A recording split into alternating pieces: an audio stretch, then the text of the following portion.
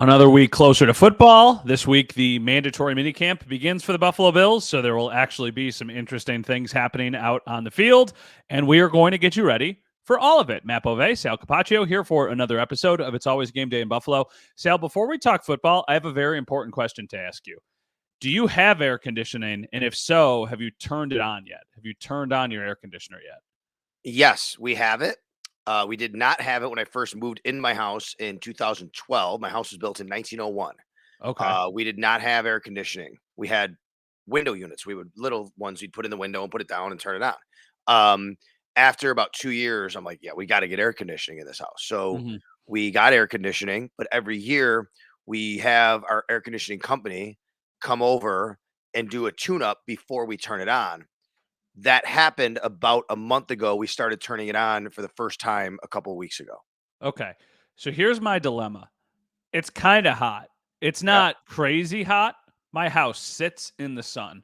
So I Mm. would say we're recording this on Sunday. I would say in like the middle of the day today, my house got to 76 degrees. It wasn't Way like too an hot. overly crazy day. That to me, way too hot. My wife thinks it's too early to turn on the air conditioning. She's like, we don't I need to turn it on.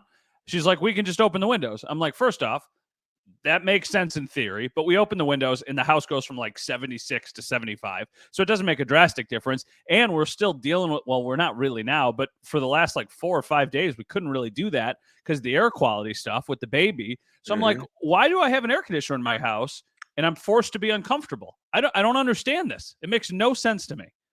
So you're basically you're doing your bidding here and through me for your with your wife because you don't really want to have to debate her about it. So you're going to tell me about it to make sure that I agree with you. So you can say, "See, Sal agrees with me," which Well, I'm about to do, and I say I agree with you because we've had that conversation here in our house, and the same thing basically happened a few weeks ago when it got really hot, and I'm like, "All right, it's time to turn on the AC." And my wife's like, "No, no, it's too early to do that. We got to call the people, got to come over for a tune up." yeah. I'm like, "No, it's hot. Like I need the AC on." Well, today my parents were also over, and I asked them, I was like, do you have your air conditioning on yet? And they're like, no, we haven't done it yet. And I'm like, what is going on? It's Are we, June 11th. What are we that's what doing? I'm like, what are we? I mean, I understand it's a luxury. It is a luxury to have an air conditioner, but I'm like, that's the point of having an air conditioner. Yes. What would you keep your house at ideally? Like on a hot summer day, what would you put your air conditioner at? Well, usually you set it so it can kind of go either way, and we usually do 70. Okay, that's to me like the sweet spot. I would go colder, but my wife does not like that. Like she runs pretty cold and I run pretty hot. So to me, if it was, just me living here, I would be like 68, 69. And I'm But fine with she's that. I, and I'll she's I'll put it down as low as 65, 66 sometimes. if I travel by myself, like for the football season, the first thing I do when I get to the hotel is figure out how I Yes. can make the room 65, 66 degrees. That to me is peak sleeping weather. But it's weird. I am legitimately more comfortable in the winter inside my house because it's like 68, 69. And to me, that's much more comfortable than 76 or whatever it is in my house right now. So I think we're the same then. When at night it goes to about 65 on hot nights, on regular nights. In the summer, AC is at 65. I'm sleeping at 65. Or even less, maybe. It could go down to 63, something like that. I wish. And you know what? We have this.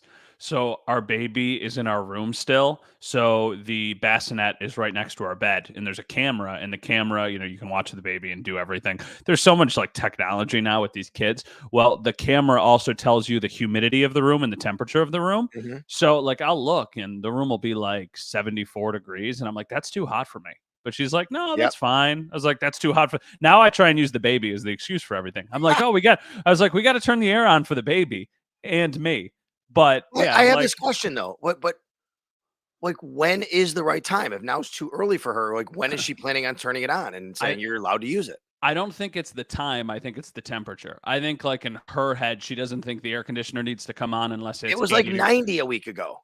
I know. Well, I think it was on then. It's our air conditioning Okay. has been on. It's just Okay, not. good. All right. It's I not understand. like consistently on. All right. I get it. I But understand. yeah, so I'm down here in my basement. I'm getting a little bit of a reprieve because it's not as hot down here as it is upstairs, I guess. Well, it should be pretty hot this week. I'm going to check now that you've said this. I'm going to check right now. Orchard Park this week. It's actually supposed to rain a little bit throughout the week, but I don't think it's going to be too hot. for mandatory minicamp, which just started. Let me check right now. Put it in my little app, Orchard Oh, Park. Let's see what the temperature is cool. going to be. Ooh, It's going to be cool. yeah. I mean, how about Wednesday? 61 for a high. See, like, I know that I'm going to be in the minority here. Love that. Now, Really? I don't love that consistently, but I love it here and there. Okay. Well, 61 for the high. It's going to be a little bit cool. And everybody's supposed to be there, Matt. So I'm Well, expecting that. I would be stunned if Stefon Diggs didn't show up for mandatory minicamp. I'd be stunned if anybody didn't show up for mandatory minicamp because it is mandatory and they will get fined. And according to the CBA and the way it was written a couple of years ago, you can't just rescind the fine or say, yeah, it was totally cool. No, these guys get like I think for mandatory it'd be like $30,000 or $40,000 a day. Training camps $50,000 a day.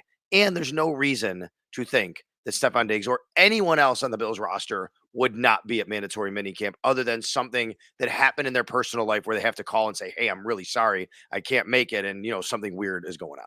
is there excused absences? Do you know that? Like, I know you were just saying about the CBA, but like, what if somebody had like a family emergency or if like something happened, they still get fined? Because that seems ridiculous. No, they would that would be an excused absence. That's right. Okay. But if Stefon Diggs said, I'm still not over what happened last year, I'm not showing up, like that's not an excused absence. Yeah. Or if a player just said, hey, hey, I got to go to Cancun for a couple more days. Yeah. No, sorry. It's mandatory minicamp. So those excused absences have to be really, really Yeah. good reasons to be excused. I think that everybody will be there. And when we say everybody, we're basically just talking about Stefon Diggs.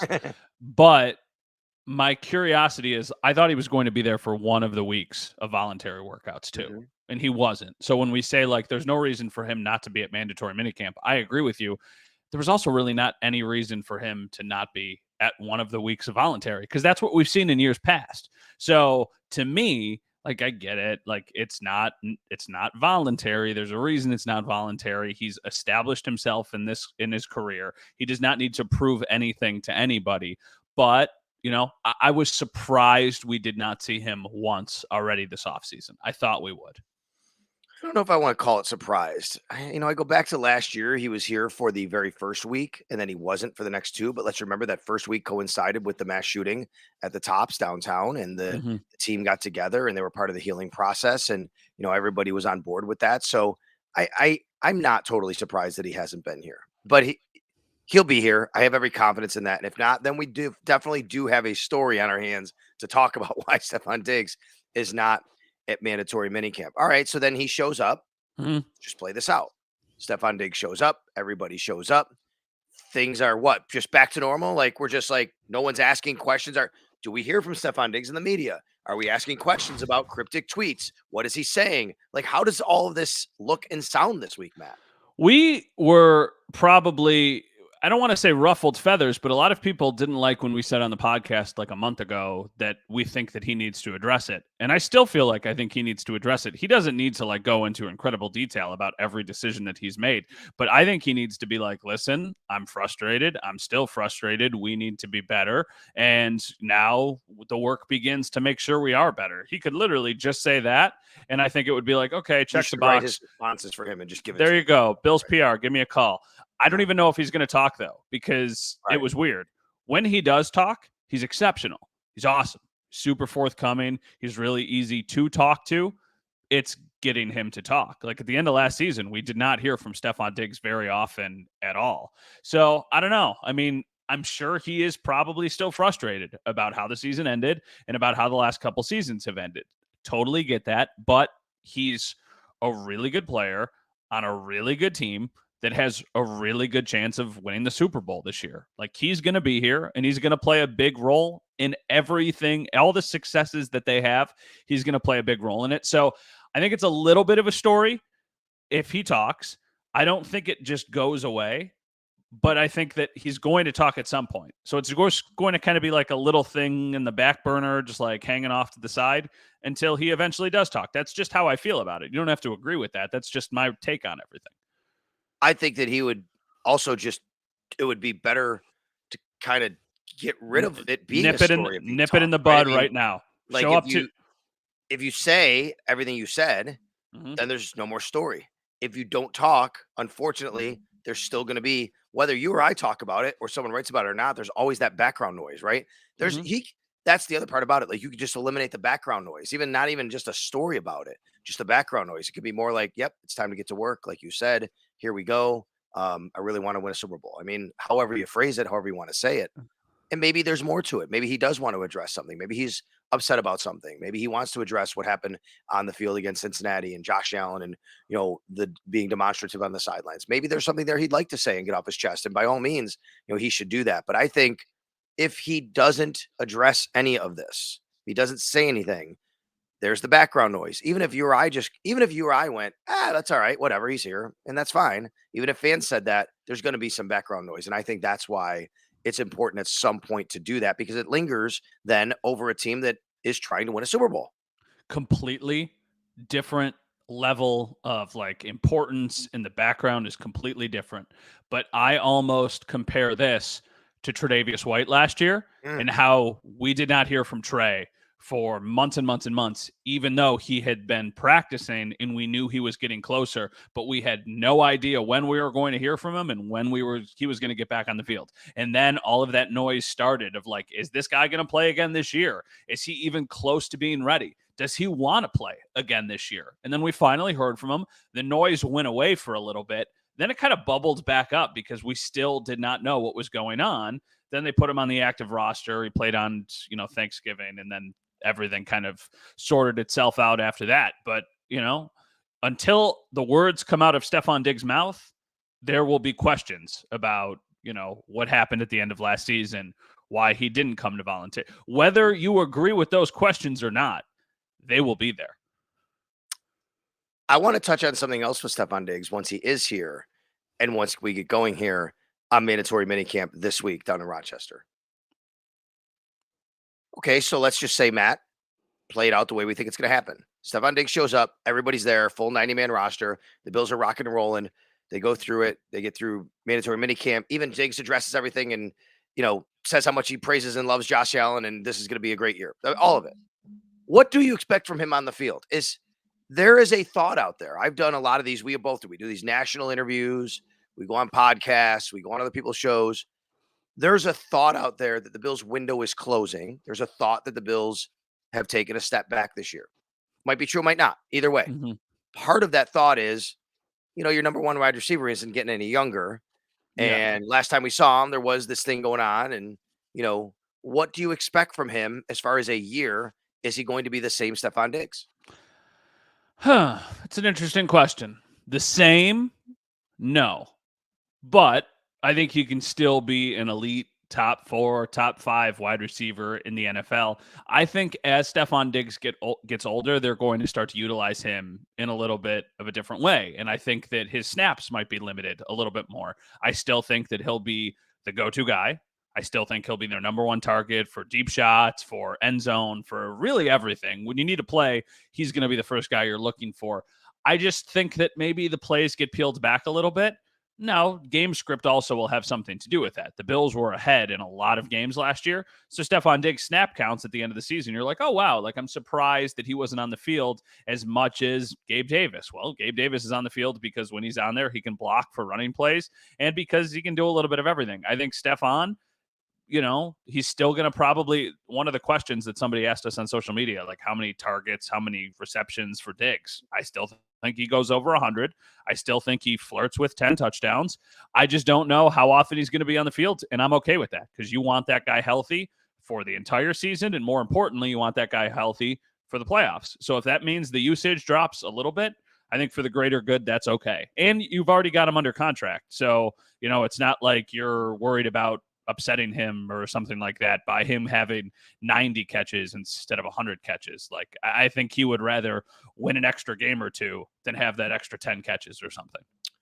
Well, if he is going to have his role, his snap count, his usage reduced a little bit, I do think you have to consider if he will get 100 catches. Last year he had 108, 16 games, which was amazing. The year before that, 103 and 17 games. Even though he still had 100, his last 3 years of targets, amazing.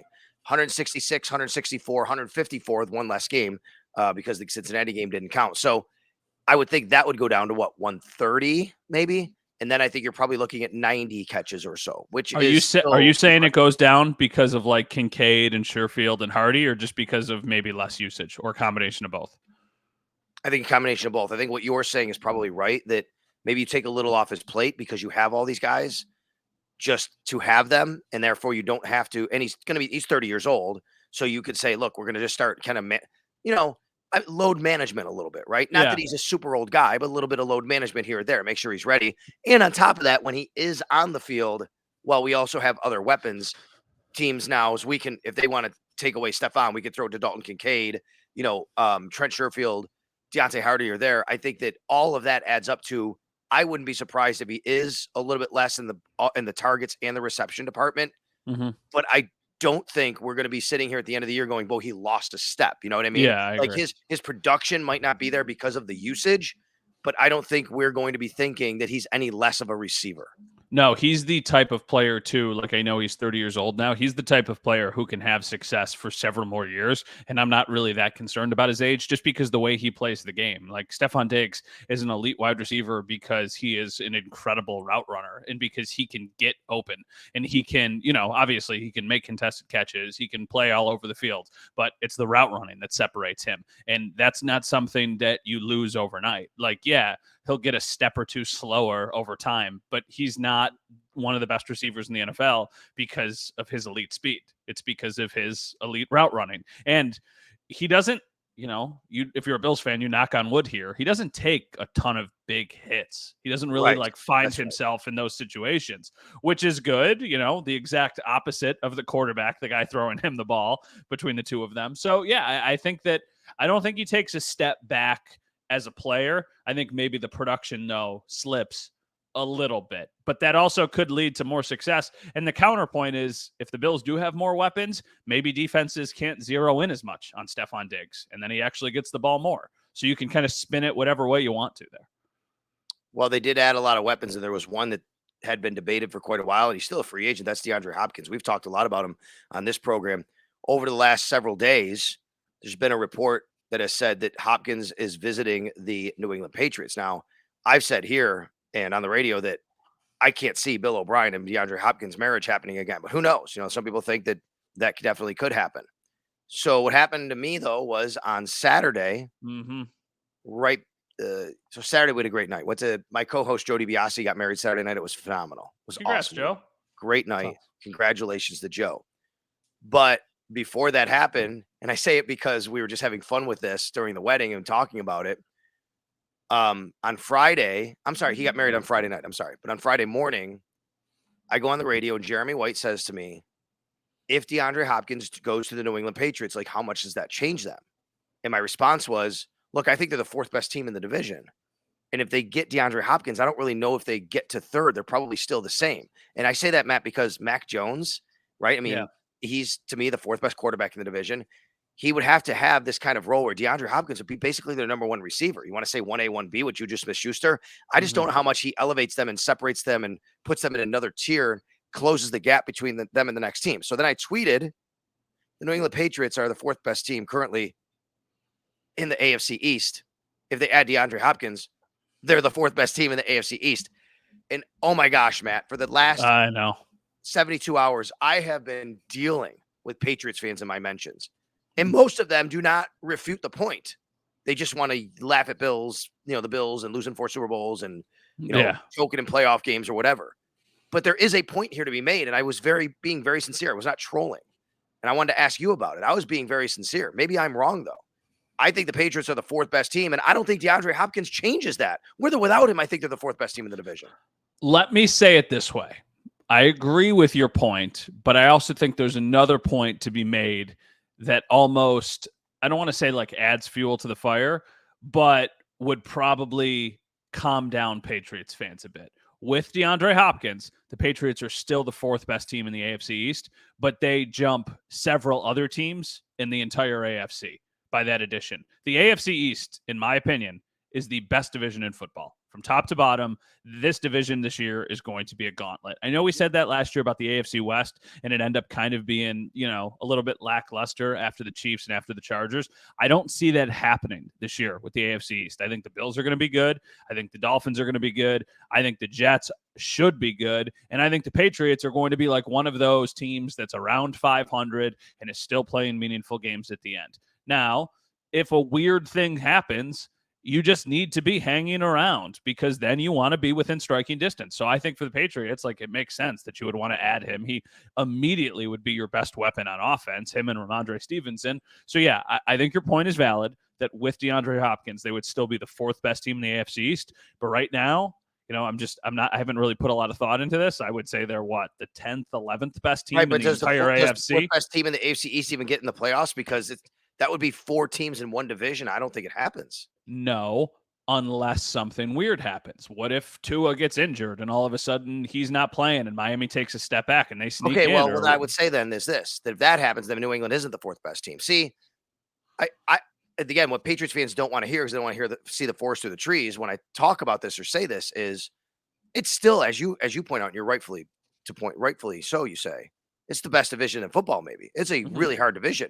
Being fourth in the AFC East doesn't mean you're a bum. You're still really good. And they could be third, and they could even be second. But I think you'd have to have a set of circumstances for those things to happen, which are Tua doesn't stay healthy or Aaron Rodgers doesn't stay healthy, which both could happen actually, right? So then you get the Patriots to second place. I can understand that. But, we live in a world where we're not going to project injuries necessarily. I could say, I don't think Tua can play a whole season, right? So I'm going to say, hey, as currently constructed, when all healthy, I don't think they're better than the Jets or the Dolphins. Yeah, I agree. It's just there's so many different things that happen every single year that you did not see coming. Like last year, the Bills got pretty lucky that Josh Allen didn't end up missing games because of the injury in New York. Like he probably should have missed several games, and he was not right for a while after that. The biggest question about the Dolphins is Tua. Like for me, if you're looking at this from a betting standpoint, I was looking at AFC East odds a couple of days ago, and Miami is plus 300. So the Bills have the best odds. They're plus 130, plus 125, depending on where you're looking. The Jets are somewhere 150, 175. So if you're not a betting person, basically the Bills are the favorite. The Jets are the second favorite. The Dolphins are the third favorite. I think there's really good value though on the Dolphins. This dates back to last year. I like Miami more than a lot of people probably do. At this point, to me, you're just basically betting on Tua's health. Because I think if Tua plays, they're going to be a team that wins double-digit games. And, then you're something weird with the Bills away from them ultimately winning the division. What do you see and when you're looking at the betting odds, plus 750 for New England, plus 800? It's right around. Yeah, something like that. Okay, so let's just say they signed DeAndre Hopkins. Is that changing? It's going to go to what? Plus 700, which is still way below number 3. Yes, exactly. It's still way below number 3. It's a quarterback league, right? You look at the division. Why were the Patriots so incredible for so long? Because they've maybe the best player in NFL history at quarterback, and that carried them through a lot of mediocre rosters because Tom Brady was incredible. Right now, you look at the division. Why is it the best division in football? Because Josh Allen's an absolute stud. Tua, when healthy, is really good. And Aaron Rodgers has won back-to-back MVPs 3 years ago and 2 years ago. He's still got some game. Mac Jones, you're the weak link. I will say this, though. I don't think Mac Jones will ever make a seismic leap, but I think with legit weapons, he could be okay. I really do. I think he could be a very serviceable quarterback for a good team. I mean, look at who he's thrown. With Bill O'Brien as his offensive coordinator, he should be better than he was last year. I mean, look, I think back to the game against the Bills, the playoff game, right, in 2022, early in the season, that perfect wild card game the Bills played. Who were the Patriots' top receivers in that game? Was it Jacoby Myers and Kendrick Bourne and Nelson Aguilar? Going from that to DeAndre Hopkins, Juju Smith-Schuster, and Ramondre Stevenson is a very serious upgrade as far as weapons are concerned. I think it might be a downgrade from Jacoby Myers to Juju. I think it's a wash at best. Okay, that's probably fair, but you would like. And they did add Mike Gesicki as well. You're right. They could have more weapons. The overall point, I think that, again, it was missed, I think, by the people who got mad in New England because it's their team. They think some guy in Buffalo is trashing on them. I'm not. I don't see them. They were one game better than the Jets, Matt, last year. They were in third. The Jets were in fourth. They were one game better. And the Jets improved more than the Patriots did. They did, obviously. Like, They have questions about the improvement because he's 40 years old. That's what I mean. There's no debate. There's no debate about, at least in my mind, there's no debate about the hierarchy of. There is, though, because I'm going to say there's no debate about the hierarchy of the AFC East, but we're coming from the standpoint of being here in Buffalo. There are people outside of Buffalo who think the Jets are the best team in the division. Yeah, that's right. There are. So there is a debate to be had. I don't agree with that debate, but there is a debate to be had. I don't think there's any debate, though, even if you're a diehard Patriots fan, that they're the fourth best team in the division. Oh, there was definitely a debate on my timeline. It was really funny, actually. And it's still going on. I've had to basically just not look at. You said to me something today when we got on here. Hey, did you see, my tweet about asking questions? I'm like, I've avoided Twitter. I can't get through it. It's unbelievable. I'm getting hundreds and hundreds of these things from these Patriots fans who are just so mad because some guy in Buffalo, me, said they're the fourth best team in the division. And yet most of them don't even refute the point. They just want to get so mad and tell you about losing playoff games and losing Super Bowls, which is comical. All right, but let me throw this a different way. Yeah. I'll ask you this question now instead of me making a statement. All righty? Uh-huh. Two-part question. Fill in the blank. 2 blanks. The Miami Dolphins are currently the blank best team in the AFC East. Second. If the Miami Dolphins sign Dalvin Cook, they're the blank best team in the AFC East. Second. Yeah. In my mind, yes. Right. How much does he improve them? I made a comment on social media as well that was not universally liked about Dalvin Cook. And I basically said, if I'm the Miami Dolphins, I want the ball in Tyreek Hill and I want it in Jalen Waddle's hands as much as possible. And for Dalvin Cook to be good, he needs touches. So I think that it might be actually subtraction by addition. Even though I think Dalvin Cook is still a good player, I still think he has some juice. The other argument, though, I've got a friend who's a very big Dolphins fan, and he was like, with the uncertainty of Tua's health, we need a legit running back because if he goes out for a month or so, Dalvin can take a big workload and basically get by. So I think that standpoint, that's a very fair counter argument to the point. So, but I don't think that there's a reason he's not on a team right now. There's a reason DeAndre Hopkins isn't on a team. There's a reason Ezekiel Elliott isn't on a team right now. These are very big name players. I think that all of the guys I just said still can play, but I don't think it's enough to move the meter where it's oh my goodness. Same thing, even from a Bills standpoint, Leonard Floyd, really like the addition. Think he can be a difference maker. Do not think it moves the meter from them being the best team to the far and away. There's no competition. The Bills are going to win the division. Yeah, it makes them a little bit better, but these players that are available right now, I don't think there's anybody available who would make me feel that way about any team. If the Bills went and signed DeAndre Hopkins, they go from being a Super Bowl contender to being a Super Bowl contender. Same thing with the Chiefs. Same thing with any of those other teams. Right. Is there a team in the second tier that could sign him and you'd go, they're a Super Bowl contender now. They're legitimate, because I can't think of any. Great question. No, but I would tell you this. I think if any of the 3 teams outside of Cincinnati in the AFC North sign DeAndre Hopkins, it becomes a lot more interesting there. I think if Cleveland signs him, if Baltimore signs him, or Pittsburgh signs him, I think that division changes quite a bit. I think that's how close that division is and the way it's played, that I do think he could make a difference there. I'm thinking about, I don't know. I don't think the Chargers would catch the Chiefs, but I think if he went to the Chargers, he changes the equation of them being a little bit closer there. I do think he can matter to teams. Yeah. He visited Tennessee.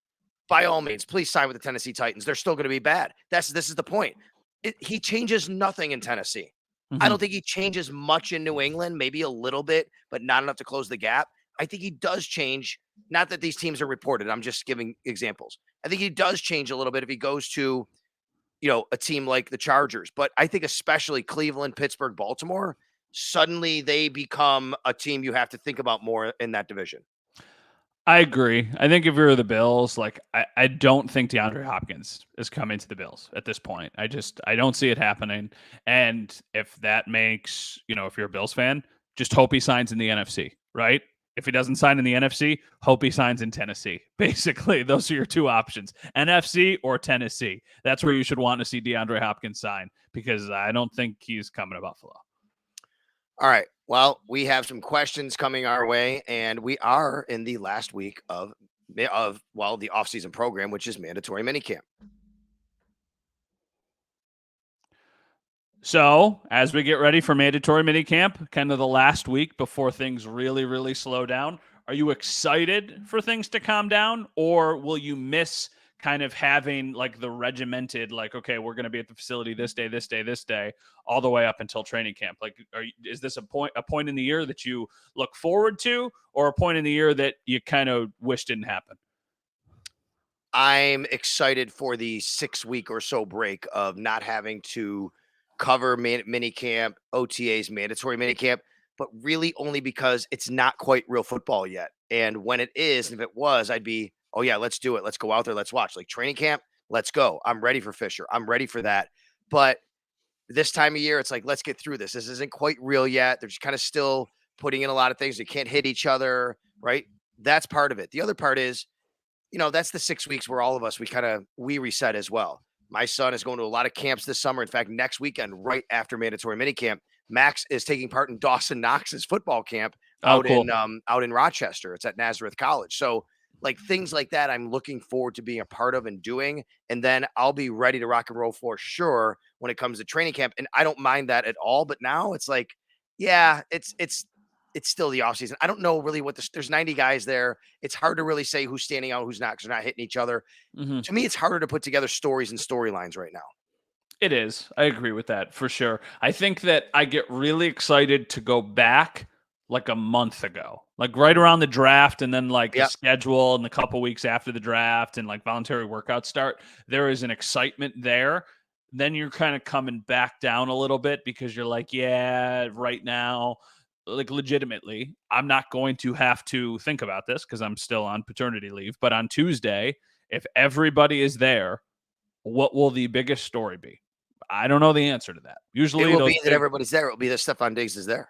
Probably, but you could do that in 10 seconds. We got minutes and minutes and minutes that we need to fill. So it's like, how do you make that relevant for that much longer? You could do it pretty easy, but if he doesn't talk, then it becomes a little bit trickier. I like this point of the season too. I like the kind of calm before the storm. I love training camp though. Love. You get to like the second or third week of training camp and you're like, okay, like let's wrap up. Let's get to the season. But I love training camp and I'm excited for it this year.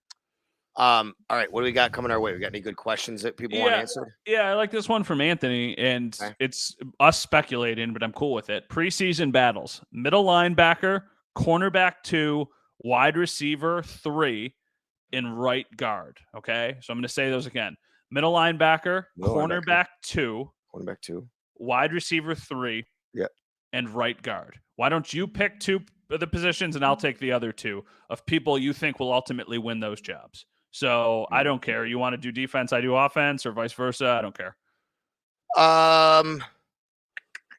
Well, let me just say this. I don't think right guard is as big of a battle as everyone else seems to. I think that's a story here that we could talk about. Like, what's the battle at right guard? Well, is it O'Cyrus Torrence against Ryan Bates? Yes, that's exactly what it is. I would be surprised. That's what he's asking. I would be surprised if O'Cyrus Torrence started. I mean, it wouldn't stun me. It wouldn't blow my mind. It'd be like, great, good for him. I just think with the track record of especially linemen, how it might take a little while for these guys to get in, and especially here in Buffalo, how they've played it. And the fact that Ryan Bates got paid just a year ago, and I don't think he played poorly last year. Might not have been great. They signed Connor McGovern. I just don't think that O'Cyrus Torrence is starting. I think he's a backup swing guard, or maybe just a backup to one of the spots.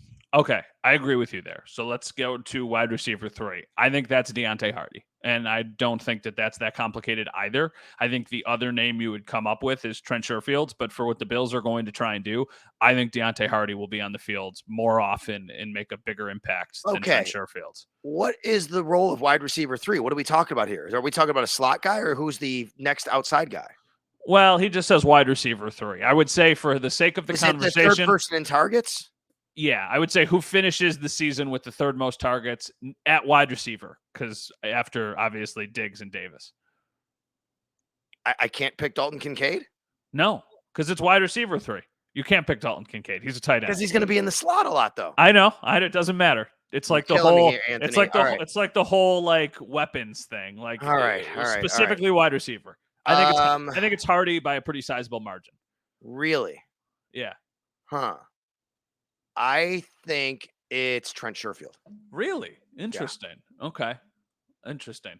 Now, I would even consider Khalil Shakir. Ooh, I didn't even think of Shakir. We got to be nice to Joe because he just got married. He doesn't even think he's going to be on the team, though. So, cornerback 2. It's got to be Kaiir Elam, right? Oh, no, it doesn't have to be, and I don't know if it will be. Oh, really? Oh, I mean, we may be here in September saying, why can't your first-round cornerback of a year ago still not start? But I'm telling you, like, right now, you pin me down and say who's starting. I'm telling you, it's Dane Jackson. Oh, goodness gracious. I think that would be such a disappointment for the team. Probably would be, but for the disappointment doesn't mean it's not going to happen. You're right. I still think that Elam would be the favorite, though. Why? Because he was a first-round pick. Eventually, you just need to let them play. Like, you need to see him on the field not be good, not just, like, assume he won't be good because of what you've seen in practice. Because when he was on the field last year, I thought he was totally fine. Like, the other day, we recorded a podcast, and you mentioned a play. You're like, oh, he had that big interception in the Dolphins playoff game. And I'm like, I am somebody who I can remember almost, like, every play from every game for years and years and years. And I'm sitting there, and I'm like, I don't really remember that play. So I went back and I watched like some of the highlights from the game, and I'm like, oh yeah. Because when I think of Kaiir Elam interceptions, I think of the Chiefs game, and then I think of the Steelers game. I believe he had his first interception in the Steelers game. So I think he went back-to-back weeks, Steelers, Chiefs, with interceptions. I don't remember the Steelers one. He did have one in the Chiefs game. I thought that was his first. No, I think it was the Steelers the week before. But the Dolphins play. So I think he's, given that they used a first round pick on him, I think the tie goes to him. If those guys are even close, you play Elam. Look, everything you're saying is right, but we're projecting here and who's going to win the job. Dane Jackson's been a starter since he pretty much walked in the door opposite. I mean, obviously with Levi Wallace there, but once Levi Wallace was gone, like Dane Jackson's been the guy. He's been the starter, and you have to beat him out. And I agree with you. I'd love for Kaiir Elam to beat him out. There's been nothing to suggest for me right now that that's going to happen, other than that when Kaiir Elam was on the field, he made some plays. But I just think the Bills really trust and like Dane Jackson, and Kaiir Elam's going to have to really outperform him. I don't think he will. I don't think he'll have to outperform him. I think it'll have to be close. All right. I'll probably it could be happen. wrong. I'd love to see it. I hope it is Kaiir Elam. And that's nothing against Dane Jackson. I hope it is for all the reasons you said, because I don't want to be sitting here in September trying to figure out why the Bills' first-round corner of a year before still can't even be corner number 2 on this football team. I agree. Last one, middle linebacker. This is the hardest one. Wow. You go first. I would say Dotson. Familiarity with the system, has been around a while. This team is seemingly slow to just like throw rookies into it. So that's why I'm not going to say right now, oh, I think Dorian Williams could win the job, or like, oh, I think Terrell Bernard could win the job. Dorian Williams, still a lot of questions for me. That's nothing wrong with him. It's just like we haven't seen him. Terrell Bernard, didn't really see any of him on defense last year. So for me, I say Dotson. By the way, first of all, good on you. I just looked it up. Kaiir Elam interception in the Pittsburgh game. I don't remember that one, but I do remember the Kansas City game when he went up in the end zone and he got that. It was a muffin. You would have made the play. No questions asked. I would have.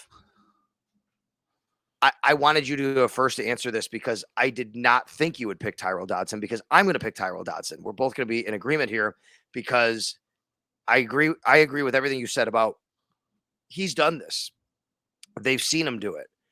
I do think, though, that door is still wide open, and Terrell Bernard could be him, even Dorian Williams. I would say right now, the pecking order for me, as far as chances, if I had said percentage, if I was putting the betting odds on a player in the players, it would be Dodson, Bernard, Williams in that order. Dodson, Bernard, Williams. I think I would go Dotson, Williams, Bernard. But that's just like a hunch for me. There's not Sure. like anything to really back it up. Okay. That was, that was good. All right. Potential trades from the Bills roster. I like this because I think that we talked about it the other day a little bit. The Yeah. question, he doesn't have his name here, but basically, is there anybody on the team right now who you think they could ultimately trade? And I think the question is basically like guys who might not make it, who you try and trade and then get an asset for, probably, a day 3 draft pick. Yeah, and to me, it's clearly at defensive end, and Yeah, I it could agree. be either be Boogie Basham or AJ Epinesa would be the two guys I would look at first and foremost. I do think though that the health of Von Miller plays a role here, Yeah. and where he is, but in a crowded defensive end room, guys still young under contract, you can't waive them because they're going to get claims. So you say, let's try and get something for them, and another team says, well, we're not going to be able to claim them because we're not high enough in the claim order. Let's give them a draft pick for him. I think that's why that goes there. So I think it's got to be one of those two guys. And then I would look to the offensive line. I just don't know. Is there anybody there who would fetch a draft pick? Right. I mean, I don't think so, even though there's guys that, they brought in, they're not gonna trade Connor McGovern. I mean, Ryan Bates, I guess, could be a candidate for something like this. Even Osiris Torrance, but you'd want to see that through, I would think. I No, mean, yeah, no chance. So I think it's gotta be on the D line, specifically at DN for anything like this. All right, I agree with you. I think it's Boogie Basham or AJ Epinesa. Those are the two names that I immediately go to. This one is from Lauren, and we've talked about this a bit on the podcast before. Well, wait a minute. Let me ask you this. Yeah. What about the middle linebacker spot? What if Terrell Bernard is the odd man out and they're like, we like Dorian Williams a lot. Like, couldn't he fit something like that? Sure, but I think you have another cost-controlled contract for a young player at a position where you don't have a lot of options. So I don't think that they would do that. But if they have Dodson, let's say, and Williams, to me, they might have options, is what I'm saying. Well, they don't have like long-term options though, right? Because I think Dodson's on a 1-year deal. AJ Klein, I think, is on a 1-year deal. Mm-hmm. Like, yeah, you have Dorian He's Williams. Still Balen Spector, but what is he? I don't know. Yeah, exactly. Like, I think, I don't know. I wouldn't see it. What about Khalil Shakir? I could see that one. I don't think it'll happen because I think Shakir is going to be, make this team and he's going to contribute a role on this team. But if you come in and you're like, okay, that's the other thing too. Like Deontay Hardy, I believe, is a 3-year contract. Trent Sherfield is a 1-year contract. But if you love Deontay Hardy and you're like, yeah, we don't know how many snaps he's going to get, we'd like to recoup an asset. Here's the thing, though. For me, it's almost got to be worth your while. And Khalil Shakir was a 5th-round pick last year. So I don't think you're trading Khalil Shakir for a 7th-round pick or a 6th-round pick. Like, that doesn't do anything for me. Like, I think a better deal would be, Boogie Basham, you don't know if he's going to make the team. Let's get a 5th for him or something like that. I think that's what they got for Cody Ford. So that's kind of like the marker that I'm using. All right. Yep, that's probably right. I think that all that sounds good. This one's from Lauren. Curious on the chances of Gabe Davis getting an extension before the season. And if he doesn't, do you think they will be letting him walk? You've been doing a lot of stuff on Gabe, so I'll let you start. Yeah, and I think this is something we've talked a lot about, and we're going to keep talking about until one or the other happens, right? It feels like, or at least until the season starts, it's something we've talked a lot about going back really since the offseason. I've always felt that this team would extend Gabe Davis. Mm-hmm. That there was, we put it this way, a higher probability of that than letting him play out his contract and walk. Now, you would have play out your contract. He has a great year, and you could still franchise tag him. You could do something like that. I don't think the Bills are interested in that because the money on that is pretty astronomical. You'd have to tie up. So, but Matt, I got to tell you, even though I've been always much more in I think they'll extend him camp, or much higher chance they'll extend him than let him walk or play out the year, I think those chances are diminishing as we see Ed Oliver get extended, the money start to dry up, more options at receiver. You see the young guys or the guys they just signed, and Dalton Kincaid get drafted. It feels to me, but I think they really love Gabe Davis. And I just wonder where that money is that they're willing to go to for him, because I think they'd love to have him and they would try to work something out. Basically every year, the Bills have given a player a contract extension late in the summer, right before the season. So last year it was Dawson Knox. The year before that, I believe it was Josh Allen. The year before that, I think it was Deion Dawkins. And Tre'Davious White. I think that it was that. I was going to say the year before that, I thought it was Trey, but regardless, I think it was both. They're all right there. I think this year that will be Gabe Davis. I don't think it'll mirror any of the money that those guys got, but I think Gabe could get a really nice contract as the summer ends, as he kind of, he's just still got so much Yep. potential and they love him. They like Bills fans. I think Gabe's a pretty polarizing player. I don't think all Bills fans are like, oh, yeah, he's a legit wide receiver, too. I think the team really does feel that way. And given the way they've designed their offense, I think he's a very valuable player, especially like we were just talking at the beginning of the podcast about Stefon Diggs not getting any younger. Like, you need a young wide receiver who you can have on your contract for a long Agreed. time to kind of bridge you to that gap. Because what if something happens with Diggs, or what if he does take a step back? Are you looking for 3 wide receivers? Like, you don't want to be in that position. You don't want to be in the position of having to figure it out. Like, this has worked. Keep the guy and reward him because he has played some really important football for you over the years. Everything you said about extending Gabe before the season, because that's what they do, is what I've been saying since January. I just feel the chances are less than what I thought then, but I think that's the way to go about it. That's the way to do it. That's see how everything shakes out, see where your money is, know what you have in the other receivers, make sure not that you have to light a fire under Gabe, but he goes to camp, he's super motivated and say like, hey man, we're going to take care of you, right? Something like that. I would say too, though, I don't know if I would see this happening because it's very rare. It's a little bit more rare. I think one of the ways you could do it with Gabe, though, give him 5, even 6 years to extend that money out. If you're worried about the annual average value, I think that's how you do that with a guy like Gabe Davis. And then you could say, look, we can't go into the stratosphere where receivers are going. Yeah. But we can give you a lot of money. Let's do that over a whole bunch more years than normal. And that way we can spread it out cap wise. I mean, you could give Gabe Davis a 6-year contract and it would have him under contract until he's 30, until he's Stefon Diggs' age. Like, he's still 24 years old. The best years of this guy's career are still ahead of him. You do not want that happening with a different team. You want that happening with your team because, you really kind of struck gold in the 4th round. So now you need to pay him for it. Okay. Last one. Well, I guess I'll ask 2. This is like the last football one and then a fun one. Jimmy Collins asked thoughts on the Frank Clark deal and then in regards to the Leonard Floyd contract, because the numbers are pretty similar. Would you rather the Bills have Jimmy Collins Classic? Is that who that is? I have no idea. I don't think so. No, I'm wearing a shirt. Shown every year has the Jimmy Collins Classic. Jimmy Collins was Ripper Collins, a baseball player back in the early 1900s. Okay. All right. Well, I just think it's really weird. You asked a question with Jimmy Collins, and I got this shirt on that I'm showing on our stream on the Sal Sports YouTube, by the way, on our Always Game Day in Buffalo video part. It says the Jimmy Collins Classic.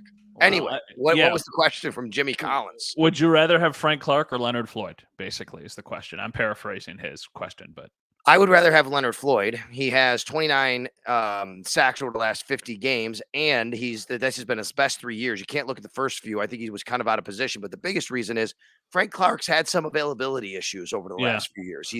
He's had some sickness issues he's had to deal with. I would rather have, and what's his age, Frank Clark? I think he's a year younger, actually. Okay. I think he's still like 29 years old, which surprised me. So he's actually not as old as I thought he would, but I also agree with you. I think the answer is Leonard Floyd. He has been more productive. Leonard Floyd has kind of gotten increasingly productive as his career has gone along, and Frank Clark has got a little less productive individually. Like, he won multiple Super Bowls, so there is something to be said about that. But I think for what you're trying to do as like bridging the gap until Von Miller is fully healthy and then having a rotation of 3 guys, I think Floyd is the better player, at least right now. Yep, I like that. I mean, but I think Frank Clark is still a really heck of a good player. Now we know he's on the Denver Broncos he signed with, actually. Yeah, Denver Broncos. All right, the last one for you. It's not really a question. It's just, so you took heat for your Patriots comment. I took heat for my 7 best pop punk songs. Do you know what pop punk is? I mean, yes and no. I think I know how most people would, how I would define it or think about it. I don't know if I'd have a definition. I would probably classify certain songs, but I don't know how everybody would. Okay. Do you have like a favorite pop punk band that you I really don't. I don't think I do. No, I'm not really into punk at all. Would you call Green Day pop punk? I don't think so. That's rock. Yeah, no, I don't think you would call them pop punk. Okay, I don't think so. I mean, that might be something as close as it could come. Yeah, something like that. Well, okay, so a lot of people were mad at me because I didn't have any Blink-182 songs on my list of my top 7 pop punk. I'll let you handle this one because this is definitely out of my music genre that I usually listen to. This all was sparked because I was doing a bike workout class and the music was pop punk, and I was like, oh, I'm gonna like listen to this kind of music. And then I started going through my favorite songs, and a bunch of people were like, how could you exclude Blink 182? And let me give you my reasoning for it. I like a lot of Blink 182 songs. I don't listen to them very often, but I don't have one that I think like stands above the rest. Whereas the other bands that I listed, the other songs that I listed, I believe stand above the rest.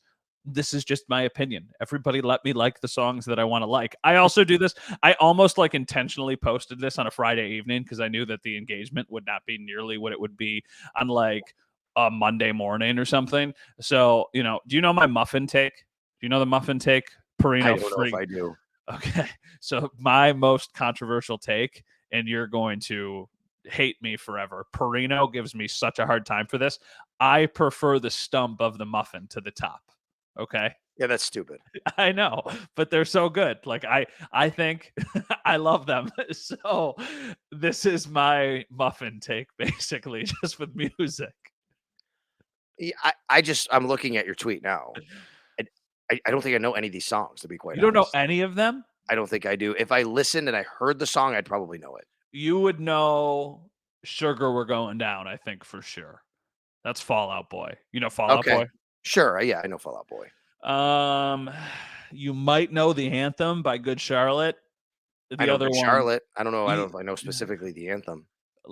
that'll be your homework for the night. Go listen to a couple of these songs and report back on what you think. I did think of you though at Sneaky Joe's wedding on Friday because when Mr. Brightside came up, everybody was going crazy.